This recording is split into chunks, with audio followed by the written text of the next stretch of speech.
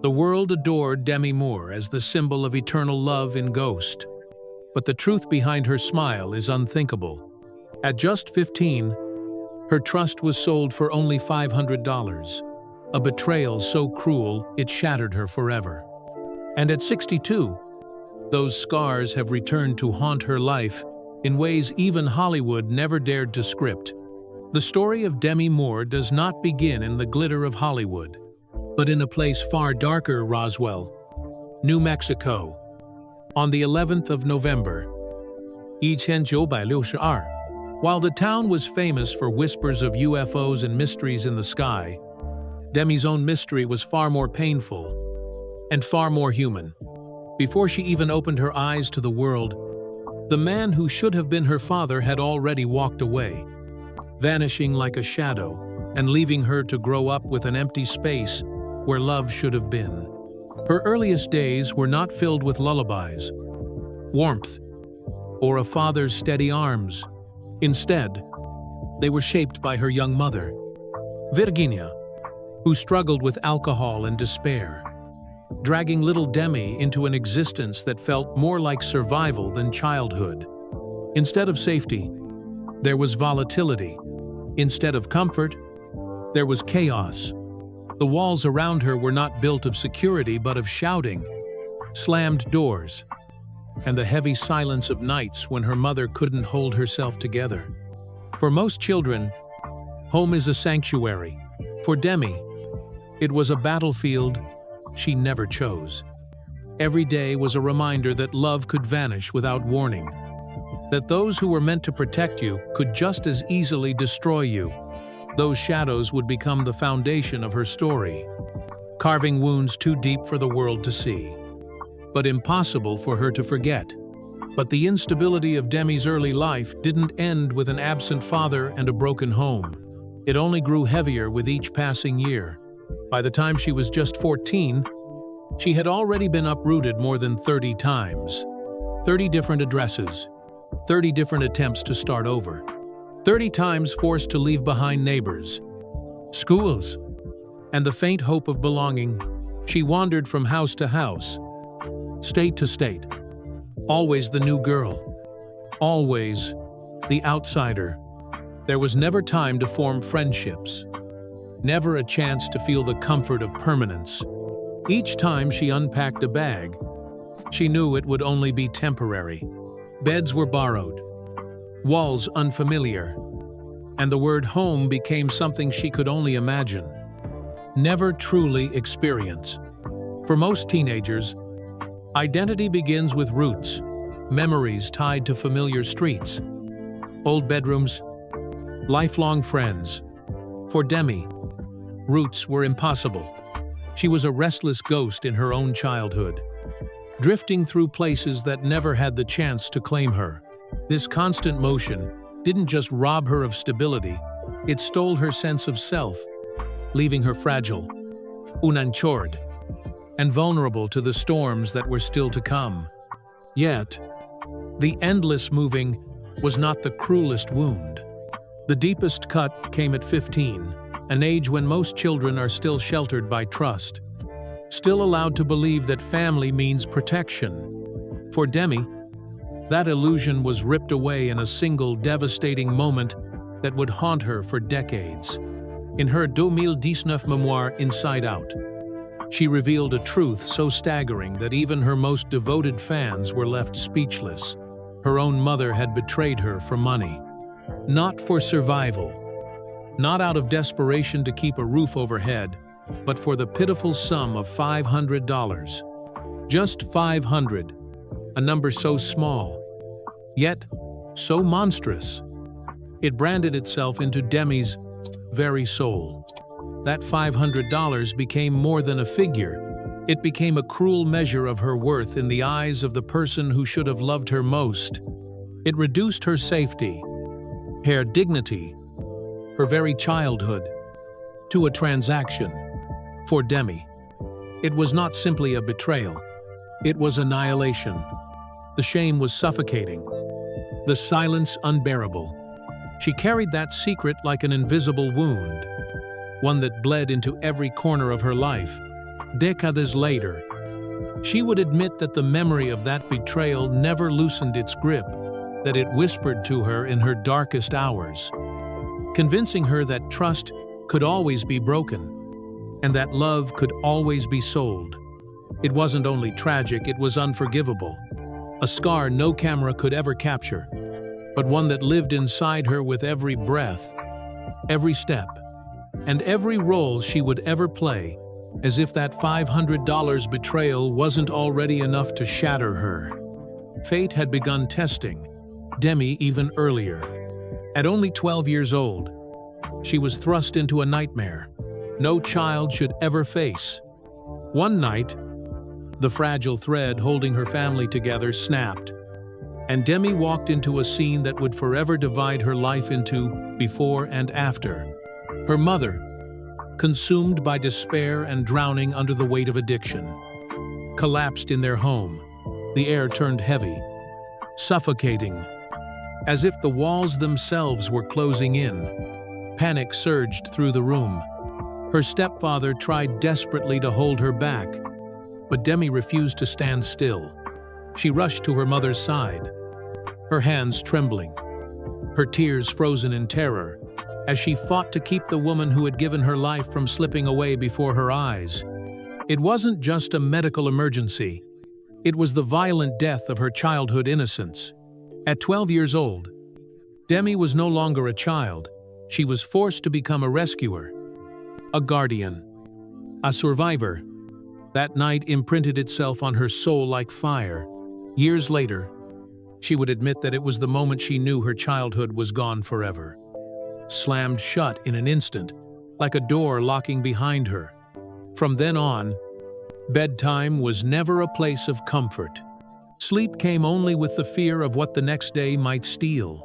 She learned too soon that love and pain could look identical, that sometimes the people we cling to most are the very ones who leave us most wounded. Her laughter hardened into a mask, her silence into armor. What would have crushed many beyond repair became, for Demi, the beginning of an unwanted transformation, the child forced to grow up in the wreckage of despair, teaching herself that the only way to survive in a merciless world was to never expect mercy at all. After a childhood scarred by chaos, betrayal, and the abrupt death of innocence, Demi Moore reached a breaking point. At just 16, she realized she could no longer pretend to be a normal teenager, sitting in classrooms, daydreaming about dances or prom nights. Her life had been anything but ordinary, and now, she was forced to make a choice no teenager should ever face to survive, or to collapse under the weight of everything she had endured. So in 1978, Demi walked away from school and the traditional path that most of her peers followed.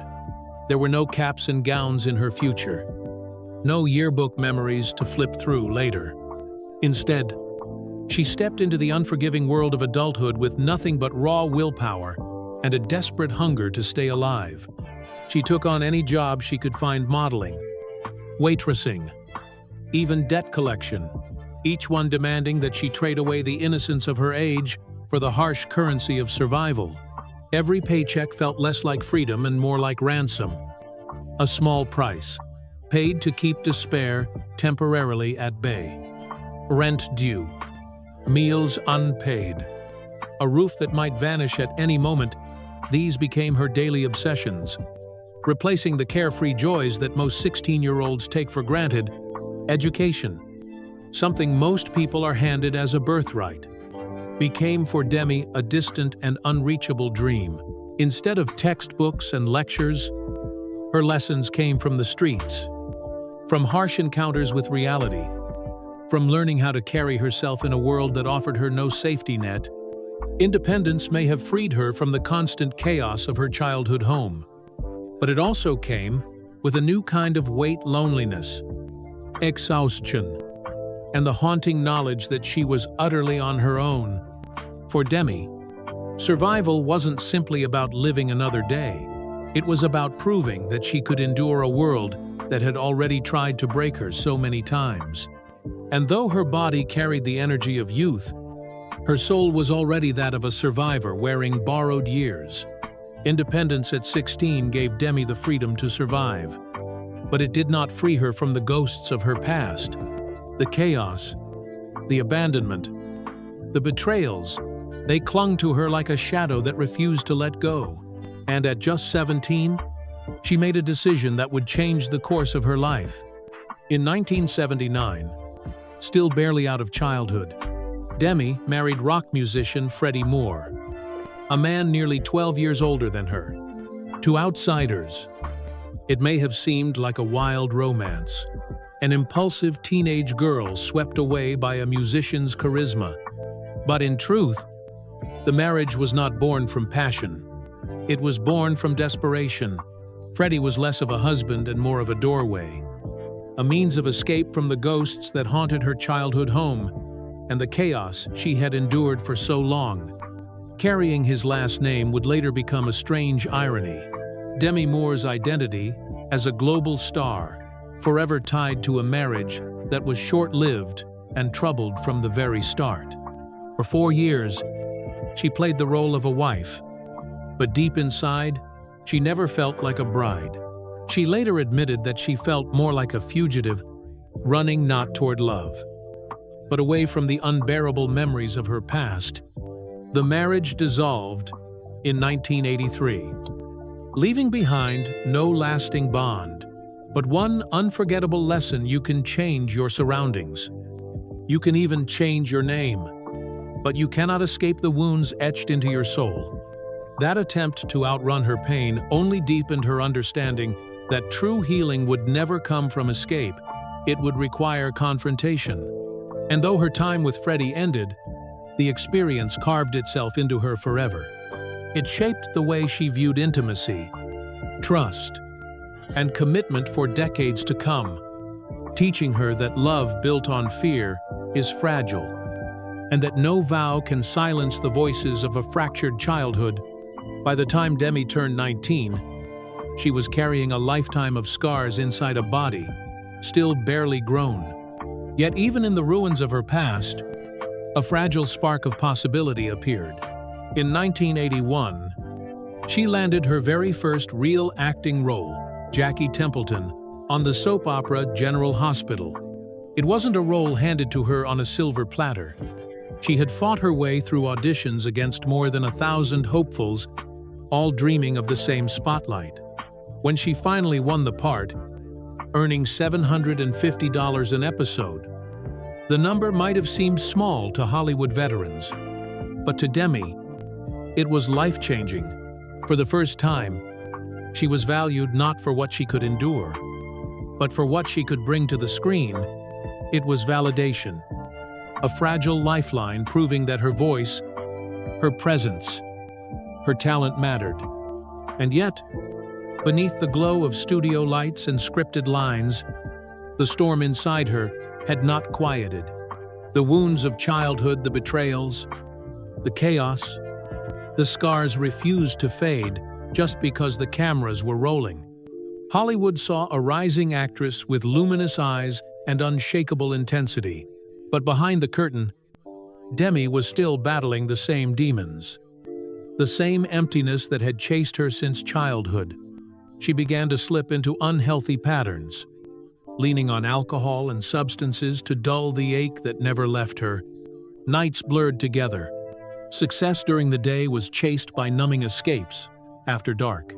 For Demi, addiction was not about indulgence or thrill, it was survival. It was the only way she knew to mute the noise of memories that refused to die. Her breakthrough role should have been the beginning of a dream. Instead, it became a stage where her two worlds collided: the bright promise of stardom and the dark pull of her unhealed pain. It was the start of a battle that would define the next chapter of her life. A battle not between Demi and Hollywood, but between Demi and herself.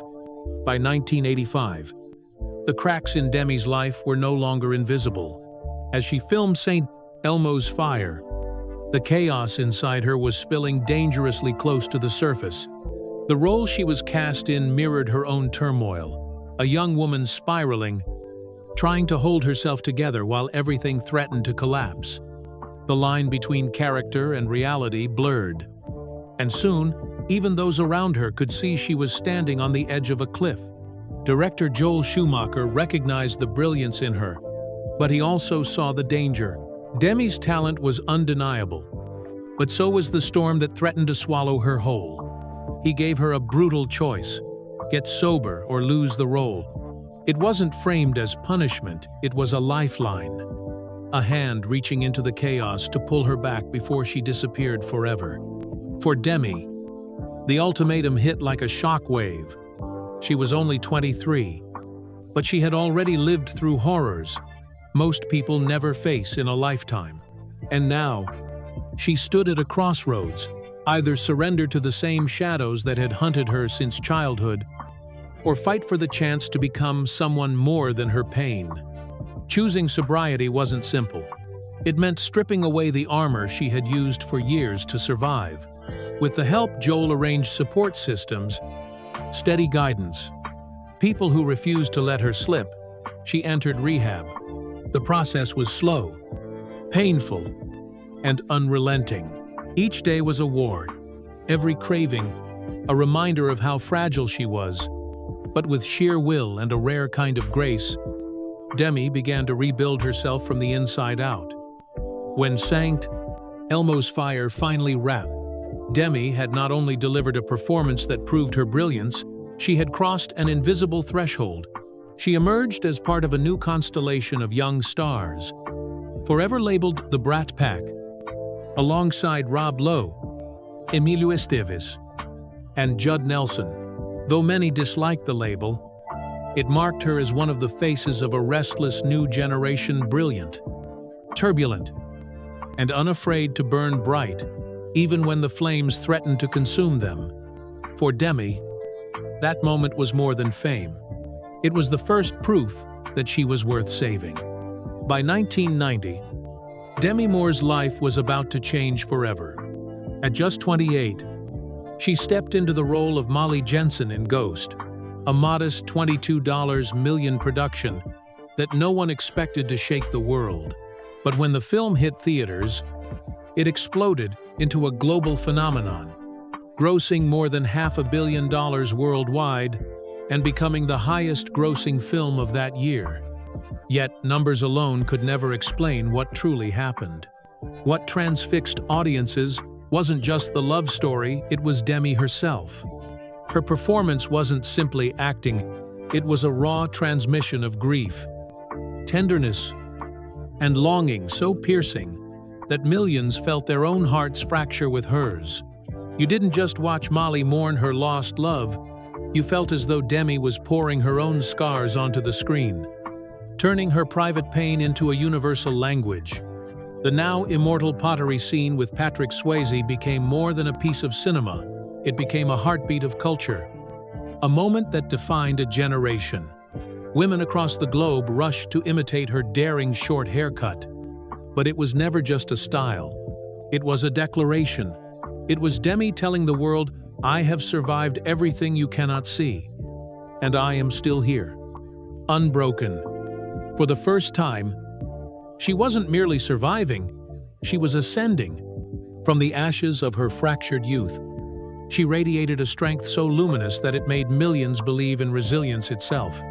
Ghost didn't just crown Demi Moore a star, it carved her name into the very bedrock of cinema, forever linking her image to the idea that love and endurance can transcend even death. It was a triumph that seemed absolute, but triumph is rarely the end of the story. Behind the glow of red carpets and magazine covers, new challenges waited, ready to test her in ways no box office victory could protect her from. In 1990, as Ghost crowned Demi Moore, the face of eternal love, Bruce Willis was riding his own unstoppable wave with Die Hard 2. For a moment, it seemed as if Hollywood itself had scripted perfection. Two of the industry's brightest stars, husband and wife, standing shoulder to shoulder at the absolute summit. They weren't just celebrities, they were royalty. Magazine covers displayed them as untouchable, a golden couple whose every smile seemed to radiate harmony. On red carpets, flashes froze the image of balance. Demi, raw and radiant, the embodiment of vulnerability and strength. Bruce, confident and unshakable, Hollywood's action hero with a steady gaze. Together, they looked invincible, as though the universe itself had blessed their union with both love and success. The public believed they were witnessing a fairy tale, a dream come true, where stardom and intimacy intertwined. But perfection is the cruelest illusion. Behind the glossy photographs, hairline cracks were already spreading where no camera could see. The laughter that once filled their home began to thin into silence. Embraces grew shorter, words sharper. Two relentless careers, each demanding endless time and energy, pulled them further apart, stretching their bond like a fragile thread on the verge of snapping. What millions saw as a fantasy two stars rising together was, in truth, already trembling under the weight of distance. Ambition, and the ghosts neither of them had fully confronted. The stage was set for a heartbreak the world never expected. What began as Hollywood's most dazzling love story soon revealed its fragile foundation. By the mid-1992, the fractures between Demi and Bruce could no longer be hidden behind red carpet smiles. Long film shoots kept emotions apart. Endless hotel rooms became lonely prisons. Each night spent away from home deepened the distance between them. For Demi, the echoes of her childhood never stopped whispering. No amount of fame or wealth could silence the wounds of betrayal and abandonment she carried since birth. Even in moments of triumph, the silence after applause became unbearable. Bruce, meanwhile, faced his own impossible burden, being Hollywood's indestructible action hero while struggling privately as a husband watching his marriage bleed out in silence. The irony was merciless. The louder the applause outside, the lonelier the nights at home became. Demi would often return from grueling sets. Torn apart by guilt, was she sacrificing the mother her daughters needed for the actress? Hollywood demanded. Bruce wrestled with his own questions.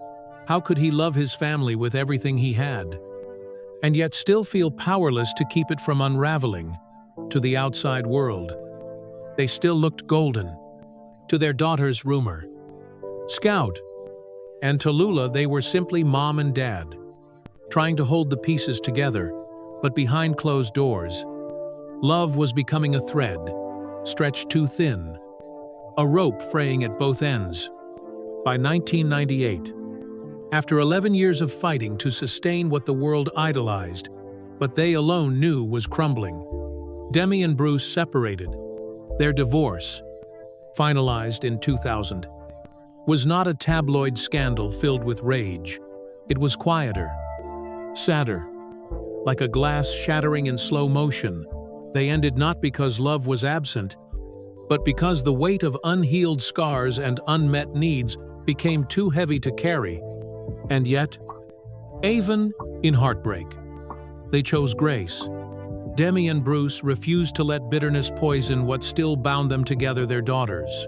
Side by side, at birthdays, graduations, and even new relationships, they rewrote their story, not as estranged lovers, but as a family redefined. For Demi, the lesson was searing applause can give you the world, but it cannot hold you through the night. The cracks in her marriage had mirrored the cracks in her soul. And now she faced the next chapter, not as part of a golden couple, but as a woman once again forced to rebuild from broken pieces. After the collapse of her marriage, Demi could have retreated, quietly fading into the background of Hollywood. But that was never her nature. Out of heartbreak often comes defiance, and Demi carried a fire too fierce to be silenced. She longed to prove to herself, to the industry, and to a world that had so often underestimated her, that she was more than the fragile beauty of Ghost, more than the gossip about her personal life, more than a woman defined by the men beside her. That chance came in 1992, when Demi stepped into the courtroom drama, A Few Good Men. Surrounded by giants, Tom Cruise, at the height of his stardom, Jack Nicholson with his legendary gravitas, she could easily have been overshadowed. Instead, Demi chose to stand her ground as Lieutenant Commander Joanne Galloway, a woman unafraid to raise her voice in a room full of men. Her role wasn't about romance. It wasn't about being someone's wife or lover. It was about principle.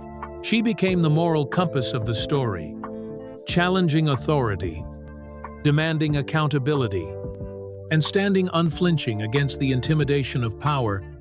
And audiences noticed. The film grossed over $243 million worldwide, and Demi's performance silenced critics who had sneered that she was just a pretty face carried by others. For Demi, the victory was profound. It wasn't simply a box office triumph, it was a declaration of independence. After years of being defined by roles that kept her tethered to men, she had finally carved out a place where she could stand alone, formidable and respected. But as she soon discovered, every defiant step forward in Hollywood carried a hidden price. And the higher she climbed, the steeper the fall that awaited her. Just a year after A Few Good Men cemented her as a serious actress, Demi made a choice that would both elevate her fame and wound her reputation. In 1993, at 31, she accepted the role of Diana Murphy in Indecent Proposal, a story built on one simple but explosive question: what would you do for $1 million on screen? Robert Redford's billionaire character offers Diana's husband a fortune in exchange for a single night with her. The premise ignited an international firestorm. The movie became a massive commercial success, grossing nearly $267 million worldwide. But while the studio celebrated, Demi herself became the lightning rod for a cultural debate that refused to die down. Audiences blurred the line between fiction and reality.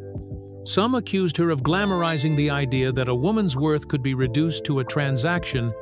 Feminists criticized the role as objectifying, tearing down the very progress women had been fighting for. And as the discussions raged, it was Demi's name, not the screenwriters or directors, that became synonymous with the controversy. For a woman who had clawed her way out of childhood exploitation, who had lived with the brutal memory of her trust being sold for just $500. The backlash, cut like salt, poured into an open wound. It wasn't just professional criticism, it was personal. Every headline felt like a cruel echo of her past, as if the world was putting her own dignity on trial. Demi later admitted how tormenting it was to watch strangers debate her morality, to see her identity tangled up with a character she had only dared to portray. What the public saw as scandal, she experienced as humiliation. Still, Demi refused to retreat. She had endured worse than criticism, and she carried the scars to prove it. But the incident reinforced a harsh lesson that would shadow her career in Hollywood. The more you dared to defy expectations, the more merciless the judgment would become. By the mid-1992nd, Demi Moore was no longer content with being Hollywood's tragic heroine or courtroom crusader. She wanted roles that rattled cages, that forced audiences to look at women in ways they had long resisted.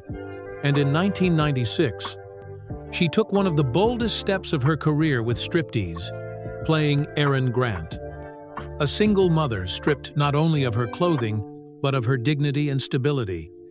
Demi bared herself in every possible way, physically, emotionally, spiritually. The film earned nearly $100 million at the box office.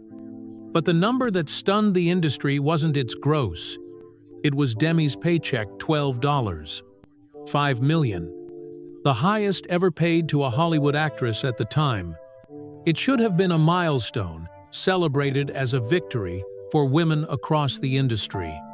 Instead, the headlines were merciless. Rather than praising her barrier-breaking achievement, Critics mocked her for shedding her clothes. Tabloids sneered that she had sold out her talent for scandal. What the world called shame, Demi understood as sacrifice. She shattered the glass ceiling, but the shards cut deep, embedding themselves in her skin and leaving wounds no one else could see. And still, she pressed forward. In 1997, she doubled down with G.I. Jane, a role that demanded everything she had left to give. As Jordan O'Neill, the first woman to endure Navy SEAL training, Demi shaved her head on camera, battered her body through grueling drills, and performed her own stunts until her muscles ached and her skin bore welts. Some applauded her ferocity. Others dismissed it as stunt feminism. For Demi, the role was more than just another part. It was a declaration of war against the boxes Hollywood had tried to keep her in, but the cost was devastating. She later admitted that G.I. Jane left her not only bruised on the outside, but raw and bleeding on the inside. She had given Hollywood her body, her voice, her spirit, and still the applause was fractured, never whole. These roles proved that Demi Moore was willing to risk everything to redefine what it meant to be a woman in Hollywood, but each risk came with scars. And each scar carried the same haunting question: how much of herself would she have to sacrifice just to be seen? By 2002, Demi was 40 years old, scarred by past battles, yet still longing for something she had never truly known: peace, security, and the feeling of being cherished without condition. That year, she met Ashton Kutcher, a man 15 years her junior. Still at the dawn of his own Hollywood stardom, their connection seemed improbable, yet undeniable. Ashton's unguarded laughter and boyish charm struck Demi like sunlight breaking through storm clouds. After years of heartbreak, she felt as though the universe was offering her a second chance. For a while, they were magnetic together. Their age gap made headlines, but Demi ignored the noise. She didn't see a younger man. She saw someone who made her feel alive again. Someone who treated her not as a survivor carrying scars, but as a woman still capable of joy, passion, and hope. For the first time in decades, she let herself believe she might have stumbled upon redemption. And then came the miracle she thought she would never know. Soon after their relationship began, Demi discovered she was pregnant. At 41, after all the trauma she had endured, she allowed herself to dream of holding a child born not from pain or chaos, but from love. She remembered Ashton's joy, the way he kissed her belly and whispered promises of a brighter future. For 6 luminous months, she carried that dream inside her, daring to believe that fate had finally decided to give instead of take. But in 2004, the dream collapsed. 6 months into her pregnancy, Demi suffered a miscarriage. The devastation was unbearable. The child she had spoken to, the child she had felt move within her, was suddenly gone. In that instant, every ghost she had tried to bury came roaring back.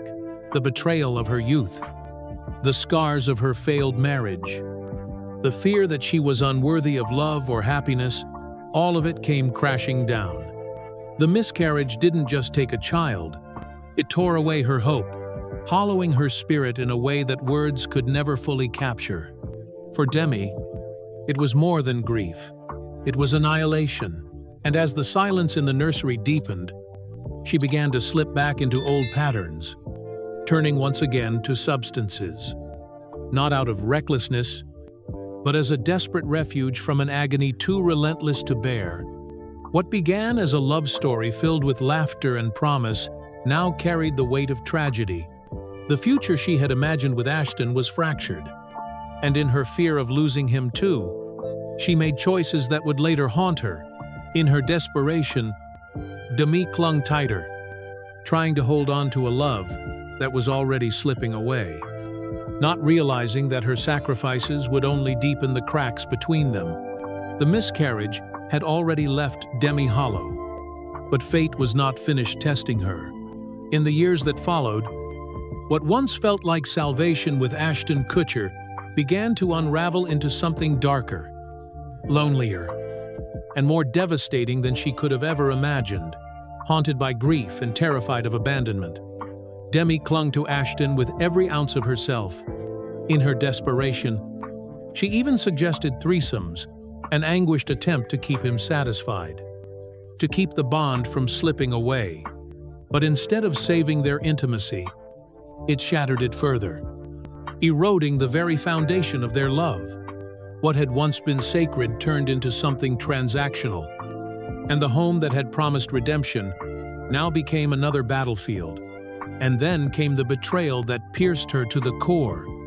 In 2011, Demi didn't hear about Ashton's infidelity from him, or even from whispers in Hollywood. She discovered it through a cold Google alert on her phone. 2 affairs exposed in headlines before she could even process them herself. It wasn't just cheating. It was annihilation.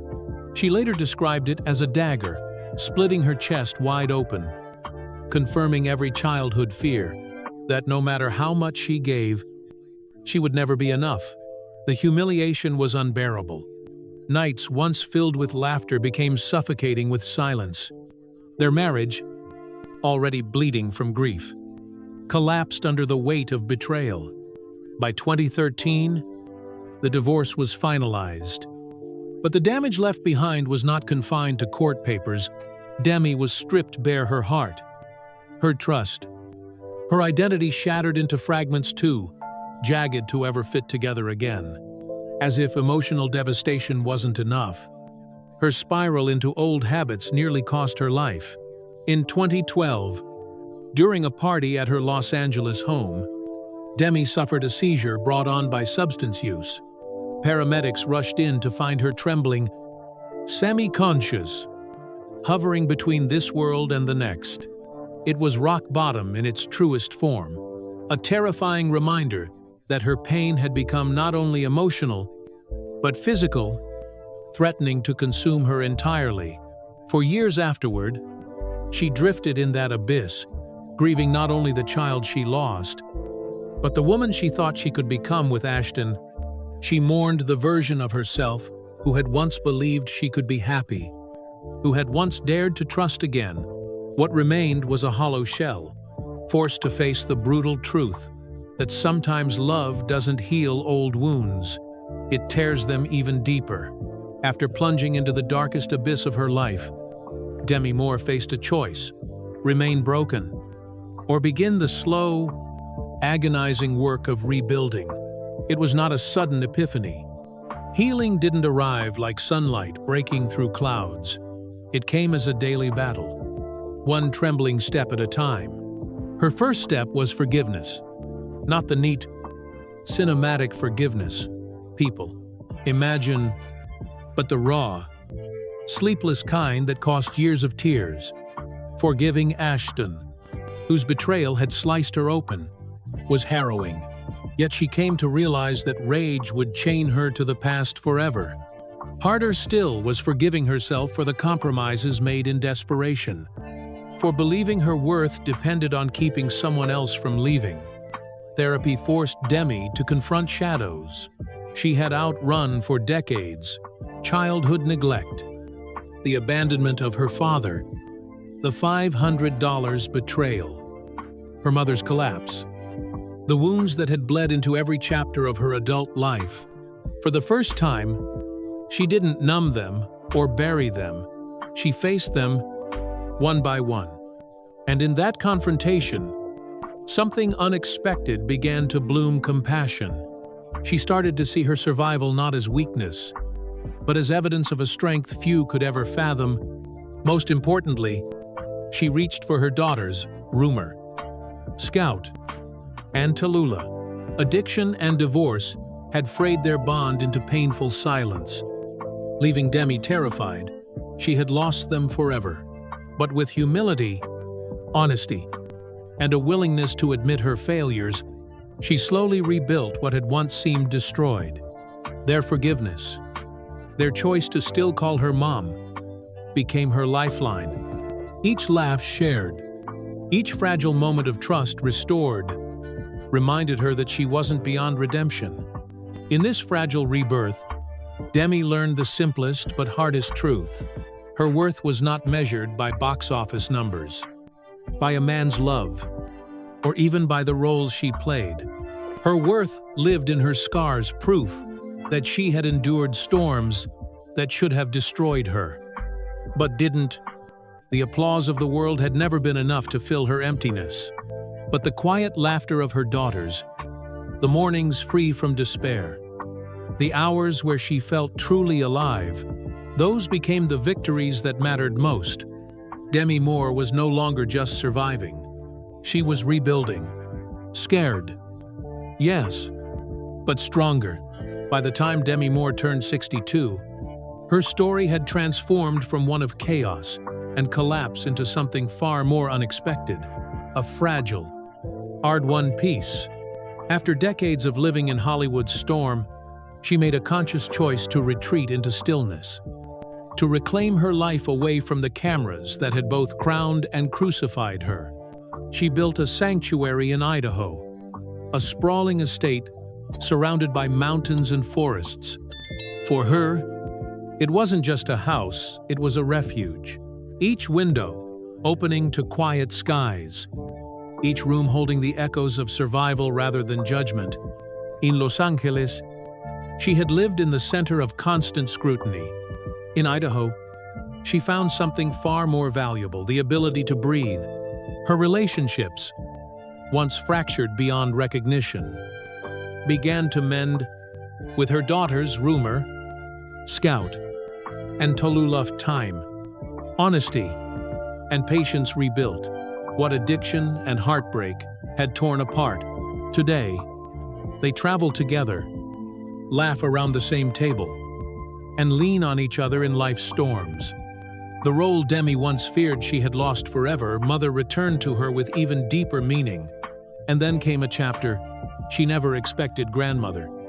Holding her grandchildren, feeling their tiny hands wrap around her fingers, she experienced a healing more profound than applause, a redemption that softened even her deepest scars.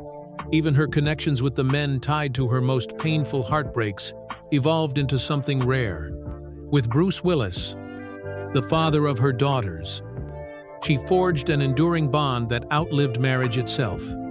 When Bruce was diagnosed with aphasia in 2022, Demi stood by him and his wife, Emma Hemming, proving that love can change form but remain unbreakable. Even with Ashton, bitterness cooled into distance, tempered not by rage, but by acceptance. Demi's body remains strong through yoga, meditation, and mindful living. But more importantly, her spirit has found grounding. Her memoir, Inside Out, was not only a bestseller, but an exorcism of sorts, a way to reclaim her narrative before the world could twist it. And when she returned to the screen in 2023 with The Substance, audiences were reminded that she still carried the same haunting presence that once made her unforgettable. Now, at 62, Demi Moore is not the shattered woman tabloids once portrayed, nor the flawless goddess projected on screens.